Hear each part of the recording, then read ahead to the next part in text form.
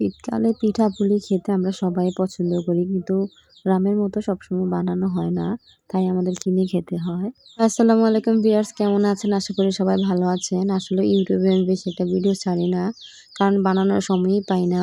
অনেক long video বানাতে অনেক কষ্ট হয়, দেরিও হয়। আসলে এই সময়টা পাওয়া অসম্ভব হয়ে যায়, যেহেতু আমরা গৃহিণী। আমার হাসব্যান্ড অফিস থেকে বের হয়ে আমাদেরকে নিয়ে গেছে, ৮টা বাজে বের হলাম। বের হয়ে গেলাম ২ নাম্বার, যেহেতু আমরা চৌধুরী বাড়ি থাকি। তো আজকে ছিল ১৫ই ডিসেম্বর, তো কালকে হচ্ছে ১৬ই ডিসেম্বর। তো আমরা এইজন্য খেতে বের হয়েছি। আসলে ২ নাম্বার এই জায়গার মধ্যে ৩ টা জায়গার মধ্যে পিঠা বানানো হয়। অনেক লম্বা সিরিয়াল থাকে। একেকজন ৫০ টা ১০০ টা করে পিঠা নিচ্ছে। আমরা সিরিয়ালে পাচ্ছিলাম না। তো সর্বশেষ পেয়েছি সিরিয়াল। আমি ডিম পিঠাটা খেয়েছি। ডিম পিঠাটা ওখানে বসে খেতে অসাধারণ লাগে। তো আপনাদেরকে সবচেয়ে দারুণ একটা বিষয় দেখাচ্ছি। আসলে এই পিঠাটা আমরা অনেকে বানাতে পারি না, চিতই পিঠা বাসায়। অনেকে ভাবি হয়তো ভিজা গুঁড়ি দিয়ে বানায়, বাকি শুকনা গুঁড়ি দিয়ে অনেকক্ষণ ভিজিয়ে রাখে, বাকি গরম পানি দিতে হয়। আসলে কিছুই দিতে হয় না, শুধু লবণ।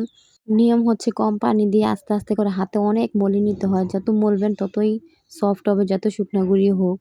তো আপনার কাছে ভিডিওটা কেমন লাগছে অবশ্যই কমেন্টে বলবেন। আপনাদের সাথে কথা বলতে, বলতে আমার ভর্তা দিয়ে চিতই পিঠা চলে আসলো। তো যদি ভালো লেগে থাকে লাইক, কমেন্ট, শেয়ার দিবেন। আর সাবস্ক্রাইব করে চ্যানেলটাকে ফলো দিয়ে রাখবেন। তো আজকে এই পর্যন্তই। আল্লাহ হাফেজ সবাইকে। টাটা।